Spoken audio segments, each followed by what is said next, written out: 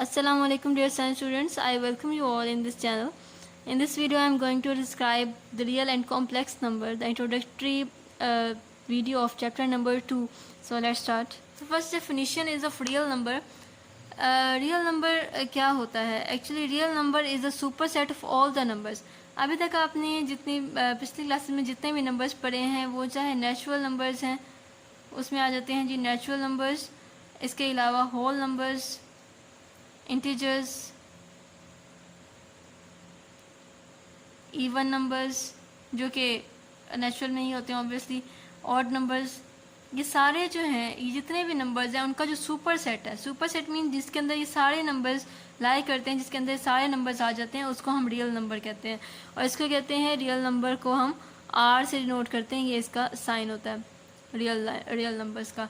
तो ये जो है रियल नंबर जो है वो सुपर सेट है, इसको सुपर सेट कहेंगे नेचुरल नंबर्स का, रियल नंबर्स का, नेचुरल नंबर्स का, होल नंबर्स का, इंटीजर्स का और इवन और ऑड नंबर्स का, इन सारों का ये सुपर सेट है। एक और इसकी डेफिनेशन है जी, real number is the union of rational and irrational numbers, Q union Q prime, R is equals to, मतलब रियल नंबर जो है वो इक्वल होता है क्यू यूनियन क्यू प्राइम के।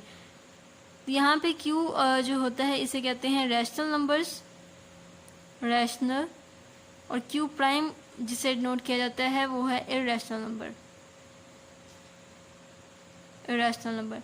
तो इससे पहले कि इसे और मज़ीद डिफाइन करें तो पहले आपको पता होना चाहिए कि what is rational number and irrational number. कि रैशनल नंबर की डेफिनेशन है all number of the form P over Q where P Q are integers and Q is not equal to 0 are called rational numbers denoted by q. That is, q is equal to p over q such that pq belongs to z and q is not equal to 0. इसको इस तरह से read करते हैं। अब यहाँ पे जो भी नंबर्स p ओवर q की फॉर्म में, मतलब कि डिवाइड की फॉर्म में लिखे जा सकें, उसको हम कहते हैं रैशनल नंबर्स। और इसकी लिमिटेशंस क्या हैं? इसकी जो लिमिटेशंस हैं वो ये हैं कि p और q जो दो नंबर्स हैं वो इंटीजर्स होने चाहिए। मतलब कि इंटीजर्स क्या होते हैं? पॉजिटिव और नेगेटिव नंबर्स, कि ये दोनों नंबर्स जो हैं वो पॉइंट पे नहीं होने चाहिए, ये दोनों पॉइंट के अलावा पॉजिटिव या नेगेटिव दो नंबर्स हो सकते हैं। दूसरी इसकी कंडीशन है q is not equal to 0, मतलब कि जो आपका नीचे वाला नंबर है वो इक्वल टू 0 नहीं होना चाहिए। अगर ये इक्वल टू 0 हुआ तो आपका कैलकुलेटर इसको डिफाइन नहीं कर सकता, कैलकुलेट नहीं कर सकता। आप इसको चेक कर सकते हैं कि आप अपने कैलकुलेटर पे कोई भी नंबर, फॉर एग्जांपल 1 को डिवाइड बाय 0 कर दें, आपका आंसर नहीं आएगा कैलकुलेटर पे। फॉर एग्जांपल 2 ओवर 5 इस एग्जांपल है एंड 3 बाय 8, इसको हम कहेंगे कि ये रैशनल नंबर्स हैं। The irrational numbers are the numbers which cannot be expressed as quotient of integers are called irrational numbers. यहाँ पे आप इसी definition को ले सकते हैं कि all the numbers which cannot be written in the form p over q where p, q are integers and q is not equal to 0 are called irrational numbers. उसी को आप define कर सकते हैं with cannot। तो इसको हम denote करते हैं q प्राइम के साथ, और q प्राइम को सेट बिल्डर नोटेशन में ऐसे लिखेंगे that x such that x does not belongs to p over q, q belongs to z which is integers and q should not be equals to 0। इसकी भी limitations यही हैं कि जो आपका q है वो इंटीजर्स में होना चाहिए और q इक्वल टू 0 नहीं होना चाहिए। डेफिनेशन दोनों की बिल्कुल सेम है, सिर्फ इसमें क्या है कि आप इसको प्योर क्यू की फॉर्म में लिख सकते हैं और इरेशनल नंबर्स को प्योर क्यू की फॉर्म में नहीं लिख सकते। तो ये दोनों हैं रैशनल और इरेशनल नंबर, ये सबसेट हैं रियल नंबर्स के। रियल मतलब कि q जो है वो भी रियल नंबर का सबसेट है और जो इरेशनल मीन्स q प्राइम है वो भी रियल नंबर्स का सबसेट है। और जो रियल नंबर है वो इन दोनों को अगर हम इनका यूनियन कर दें, इन दोनों सेट्स का, तो उसका जो है वो एक रियल नंबर, पूरी जो रियल नंबर की लाइन है वो बन जाती है। तो जितने भी प्राइम नंबर्स हैं, मतलब प्राइम नंबर्स वो जो सिर्फ अपने टेबल पे जाते हैं, अगर उनका स्क्वायर रूट ले लें तो वो सारे जो हैं वो इरेशनल नंबर्स होंगे।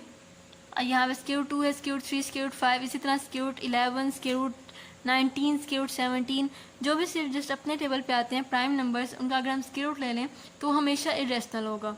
अब एक और जो कन्फ्यूजन होती है उसमें कि पी और क्यू की फॉर्म के में कि ये जो है, अब इसको मैंने फ्रैक्शन में लिखा हुआ है, इसको फ्रैक्शन में लिखा हुआ है, पी और क्यू की फॉर्म में लिखा हुआ है और दोनों इंटीजर्स भी हैं और क्यू नॉट इक्वल टू 0 भी है, लेकिन इसमें ये जो है ये इरेशनल है और ये रैशनल है।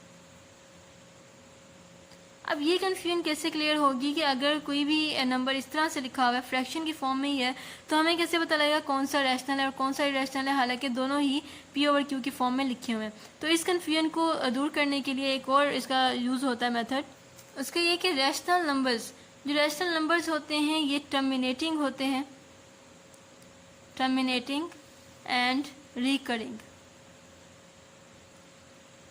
टर्मिनेटिंग का मतलब ये है कि स्टॉप हो जाने वाले, आफ्टर मतलब कि आपका कोई पॉइंट में आंसर आता है और वो कुछ डिजिट्स के बाद, जैसे फॉर एग्जांपल 0.4, ये पॉइंट के बाद जस्ट एक डिजिट है, ये उसके बाद रिपीट नहीं हो रहा या फिर आगे मूव नहीं कर रहा, सिर्फ पॉइंट के बाद एक या दो डिजिट के बाद आगे स्टॉप हो गया, इसे हम कहते हैं टर्मिनेटिंग, या आफ्टर सम टाइम स्टॉप हो जाने वाला, तो इसे टर्मिनेटिंग कहते हैं। और रिकरिंग मीन्स रिपीटेड वैल्यू, जो नंबर अपने आप को पॉइंट के बाद रिपीट करे उसको हम कहते हैं, जैसे 4242, ये जो है ये रिकरिंग डेसिमल होगा।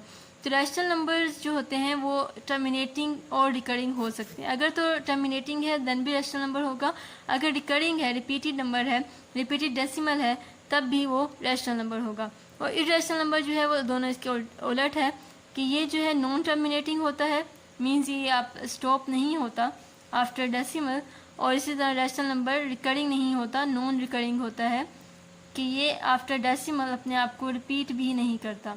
अगर रिपीट करेगा तो वो रैशनल नंबर बन जाएगा।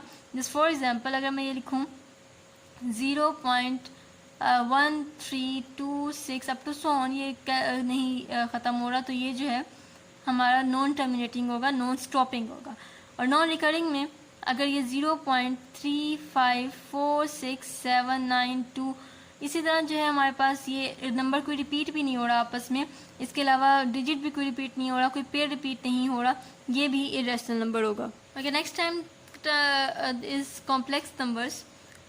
कॉम्प्लेक्स नंबर्स क्या होता है, जैसे कि मैंने आपको बताया कि जितने भी नंबर्स हैं उनका अगर हम यूनियन कर दें, नेचुरल, होल नंबर्स, जितने भी नंबर्स हैं, रैशनल है, इरेशनल है, सबका जो सुपर सेट है वो रियल नंबर्स है, सब जो है इस रियल नंबर्स में आते हैं। लेकिन एक चीज़ है जो कि रियल नंबर में नहीं आती, कि अगर आप स्क्वायर रूट ऑफ -4 ले लें, किसी भी नंबर का स्क्वायर रूट ले लें, नेगेटिव नंबर का, तो जो आपका कैलकुलेटर है वो उसका आंसर नहीं दे सकता। फॉर एग्जाम्पल मैं यहाँ पे इस कैलकुलेटर पे करती हूँ स्क्वायर रूट ऑफ -4, तो ये इसका आंसर जो है मैथ में आ जाता है।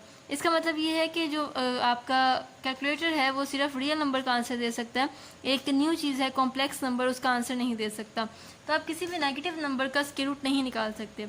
इस तरह का जो स्क्वायर रूट होता है जिसमें नेगेटिव नंबर आ जाए उसको हम कहते हैं complex number. So a number of the form a + p iota, ये आयोटा है, आयोटा एक ग्रीक लेटर है, एक ग्रीक लेटर है जिसको हम आयोटा से नोट करते हैं और कम्प्लेक्स नंबर रिप्रेजेंट किया जाता है इसे, where a and b are real numbers, a और बी जो इसमें यूज़ हो रहे हैं वो रियल नंबर्स हैं। एंड आयोटा, आयोटा की वैल्यू क्या है, square root of -1 is called complex number represented by z is equals to a + iota b या b आयोटा। कॉम्प्लेक्स नंबर को हम यूजली z से डिनोट करते हैं, स्मॉल z। तो ये होते हैं जी कॉम्प्लेक्स नंबर्स। अब इसकी कुछ एग्जांपल्स देखते हैं। For example